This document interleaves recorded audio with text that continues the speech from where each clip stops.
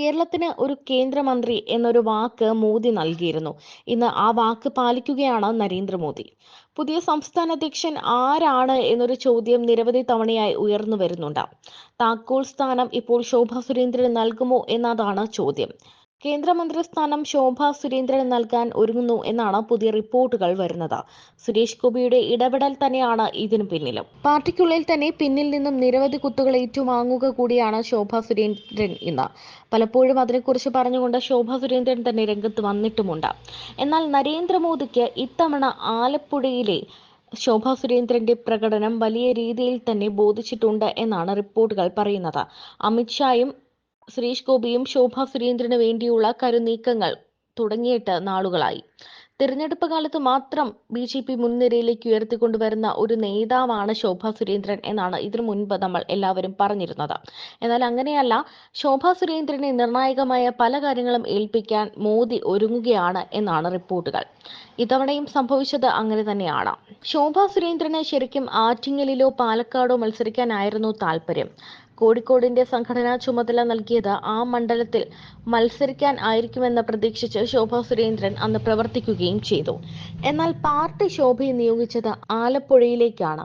തോൽക്കുമ്പോഴും താനൊരു ജെയിൻ കില്ലർ ആണെന്ന് വീണ്ടും തെളിയിക്കുകയായിരുന്നു ശോഭാ സുരേന്ദ്രൻ. BJP സംസ്ഥാന നേതൃത്വത്തെ പോലും ഞെട്ടിച്ചുകൊണ്ട് ആലപ്പുഴയിൽ ശോഭ നേടിയത് പോൾ ചെയ്തതിന്റെ 28.3% വോട്ടായിരുന്നു.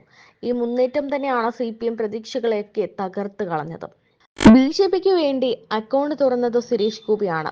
4,12,338 വോട്ടാണ് സുരേഷ് ഗോപി നേടിയത്. തിരുവനന്തപുരത്ത് കേന്ദ്രമന്ത്രി പരിവേഷവുമായി രാജീവ് ചന്ദ്രശേഖർ രണ്ടാമതെത്തി BJPക്ക് വേണ്ടി പോരാട്ടം കടുപ്പിച്ചു. 3,42,078 വോട്ടാണ് തിരുവനന്തപുരത്ത് രാജീവ് നേടിയത്. മറ്റൊരു BJP സ്ഥാനാർത്ഥിക്കും തിരുവനന്തപുരം ലോക്സഭയിൽ കിട്ടാത്ത വോട്ട്. ആറ്റിങ്ങലിൽ കേന്ദ്രമന്ത്രി കൂടിയായ V മുരളീധരനും 3 ലക്ഷം വോട്ട് നേടി. ഇവർക്കൊപ്പം പത്തനംതിട്ടയിലെ BJP സ്ഥാനാർത്ഥി അനിൽ ആന്റണിക്ക് വേണ്ടിയും എക്സിറ്റ് പോളുകൾ വിജയ മന്ത്രമൊരുക്കി.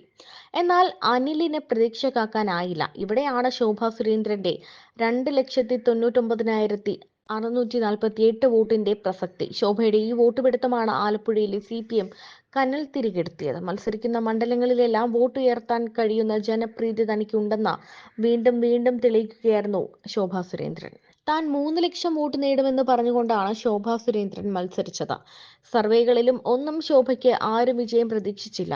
സർവേയും എക്സിറ്റ് പോളുമെല്ലാം ശോഭയ്ക്ക് മുന്നിൽ അപ്രസക്തരായി. ആരും പ്രവചിക്കാത്ത വിധമാണ് ശോഭ 28% വോട്ട് ആലപ്പുഴയിൽ നേടിയത്. 3 ലക്ഷത്തിന് കുറവുള്ളത് വെറും 4,189 വോട്ട്. അങ്ങനെ ആലപ്പുഴയിൽ ശോഭ BJPക്കായി പുതുചരിത്രം രചിച്ചു. ഇനി ശോഭയ്ക്ക് സംഘടനയിലെ താക്കോൽ സ്ഥാനം കിട്ടുമോ എന്നതാണ് ഉയരുന്ന ചോദ്യം. അടുത്ത BJPയുടെ സംസ്ഥാന അധ്യക്ഷയാകാൻ യോഗ്യ താനാണെന്ന് പറഞ്ഞു വെക്കുകയായിരുന്നു ശോഭ ആലപ്പുഴയിലെ മത്സരത്തിലൂടെ. എന്നാൽ സംസ്ഥാന അധ്യക്ഷ പദവിയല്ല, കേന്ദ്രമന്ത്രിസ്ഥാനം തന്നെ ശോഭാ സുരേന്ദ്രന് നൽകും എന്നാണ് പുതിയ റിപ്പോർട്ടുകൾ വരുന്നത്.